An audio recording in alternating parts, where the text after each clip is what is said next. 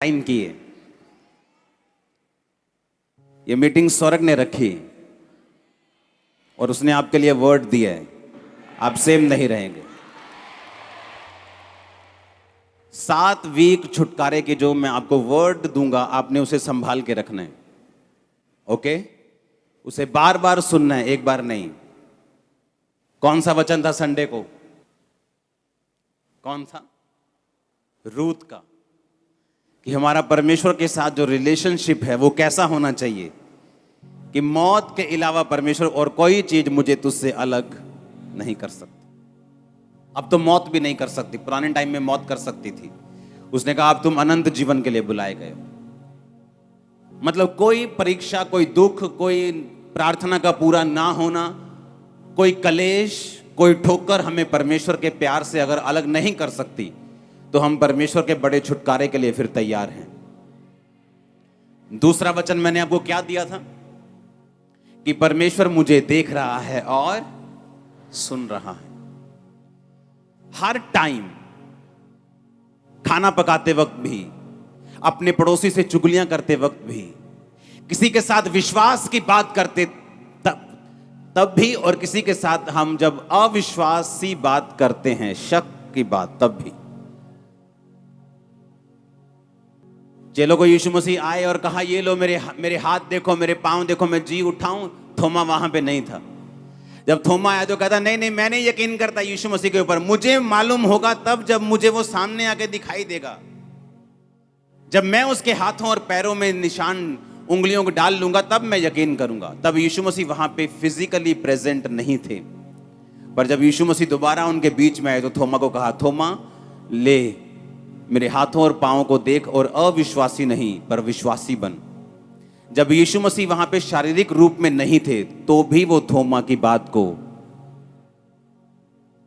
और उसको देख रहे थे। आप चर्च में हैं और प्रार्थना कर रहे हैं, या घर में अपने प्रेयर रूम में, परमेश्वर तभी आपकी प्रार्थना नहीं सुन रहा है, तभी आपको नहीं देख रहा। जब आप यहां से वापस जाएंगे, अपने ऑटो में, अपनी कार में, अपनी बस में बैठेंगे, वो तब भी आपको देख रहा है और सुन रहा है। जब ये मेंटालिटी एक विश्वासी की जिंदगी में आ जाती है कि उसके काम करते वक्त भी, अगर तुम मिस्त्री हो, जब तुम ईंट लगा रहे हो और सीमेंट लगा रहे हो, तब भी वो तुम्हें देख भी रहा है और सुन भी रहा है। ऐसा करने से होता क्या है? ऐसा करने से आप परमेश्वर की प्रेजेंस के साथ रहना सीख जाते हैं। आप कम से कम गलतियां करते हैं और परमेश्वर का आत्मा आपको डिलीवरेंस और छुटकारे की ओर ले जाता है।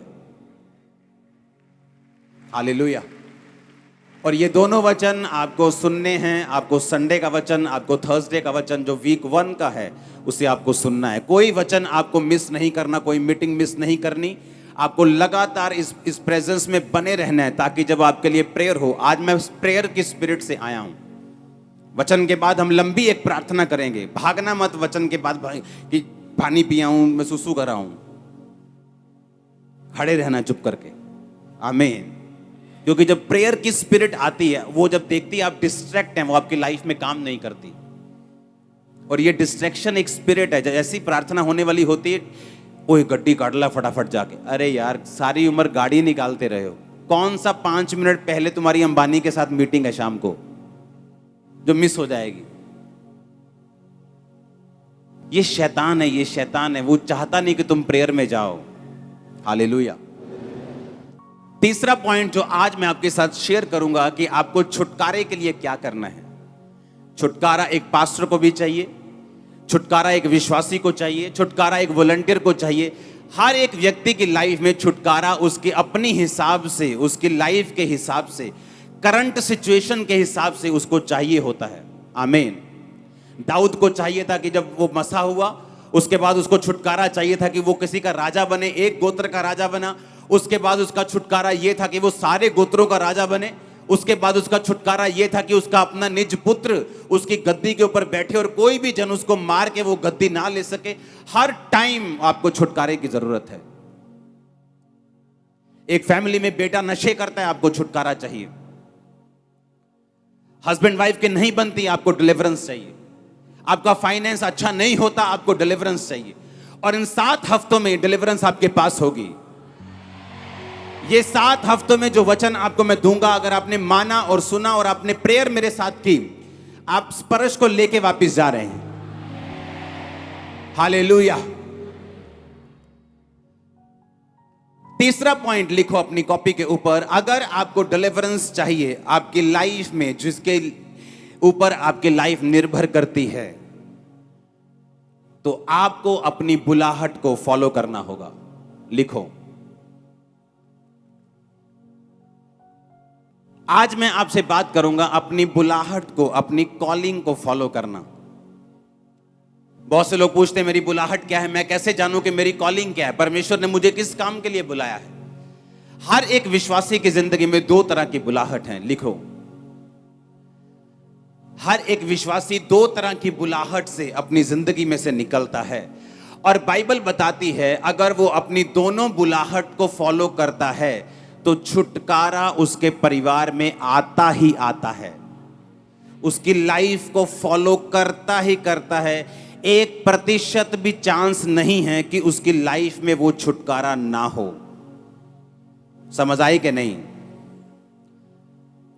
तीसरा पॉइंट है कि आप अपनी लाइफ की कॉलिंग को अगर फॉलो करेंगे तो परमेश्वर आपको छुटकारा देगा, ऐसा बाइबल कहती है। और कॉलिंग 2 प्रकार की होती है, बुलाहट 2 प्रकार की है हर एक विश्वासी की जिंदगी में, जिसने बाद में चाहे प्रेरित बनना हो, चाहे पास्टर बनना हो, चाहे बिजनेसमैन बनना हो, चाहे उसकी लाइफ में कुछ और बुलाहट हो, जैसे परमेश्वर ने उसे एज ए डॉक्टर बुलाया हो, एज ए इंजीनियर बुलाया हो।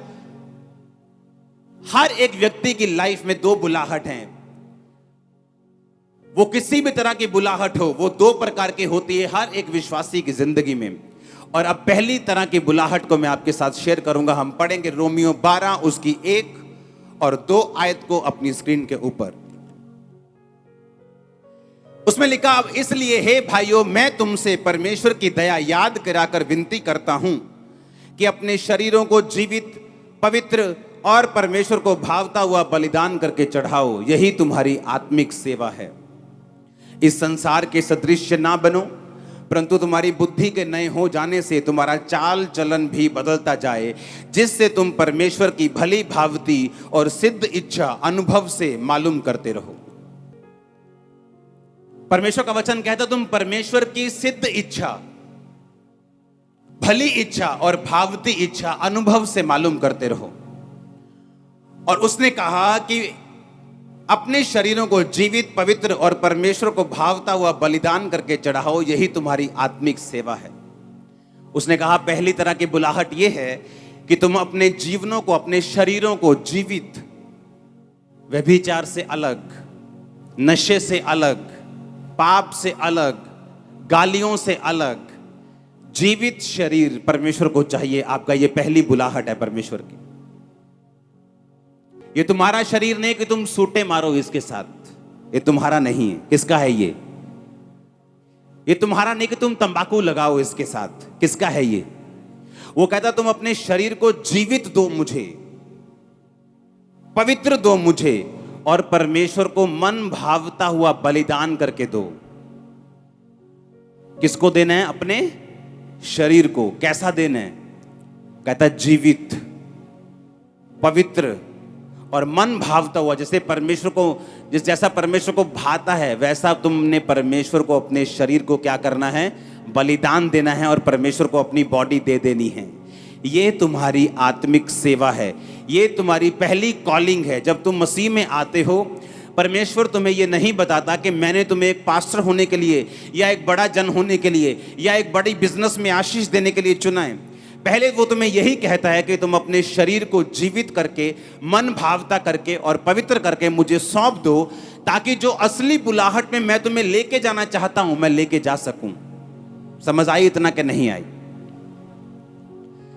उसने कहा यही तुम्हारी आत्मिक सेवा है कि अपने शरीर को जीवित करके और मन भावता करके और पवित्र करके मुझे सौंप दो।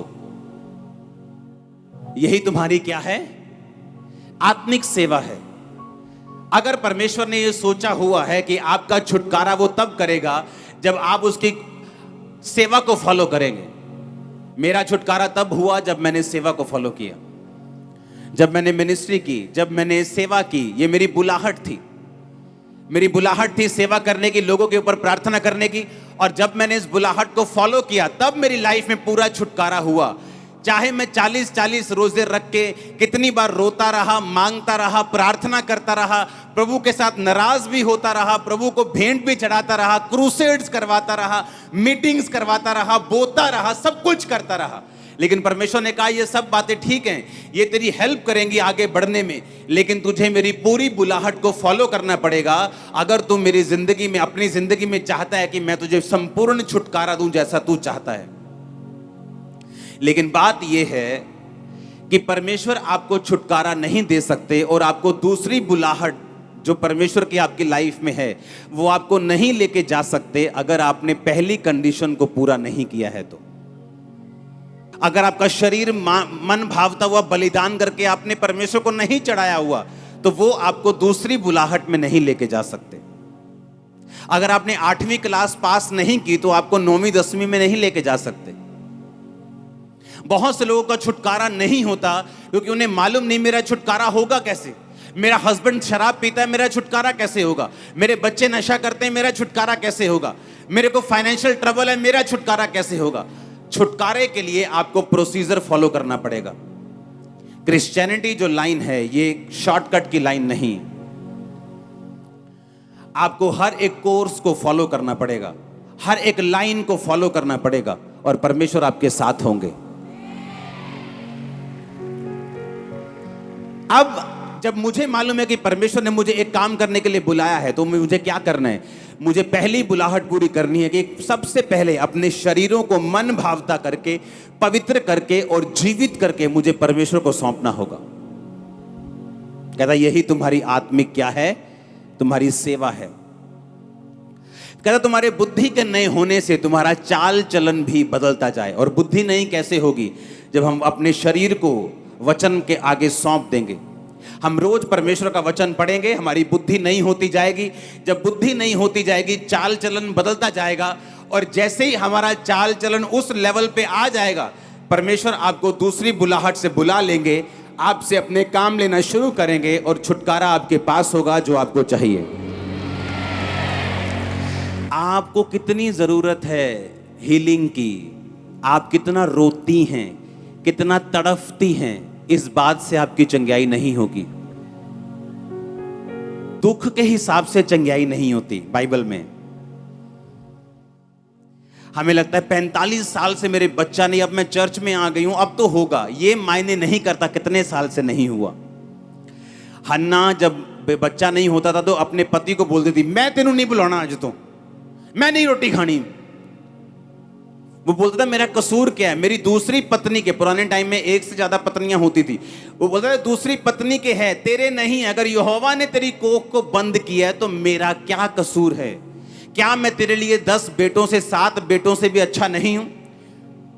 बाइबल कहती वो उसको दुगना देता था, हर चीज, हर ब्लेसिंग, पैसा, सपोर्ट, दुगना प्यार करता था, लेकिन फिर भी बाइबल कहती वो कुड़ती थी, खाना नहीं खाती थी, रोती थी, उसकी सौतन उसको चिढ़ाती थी, इतना कुछ ड्रामाबाजी घर में चलती थी, तब भी उसकी कोख नहीं खुली। और परमेश्वर के घर में जाके गई और बोली परमेश्वर अगर तुम मुझे बच्चा, बेबी बॉय दे, मैं तेरे भवन में वापिस कर दूंगी। गर्भ खुल गया उसका।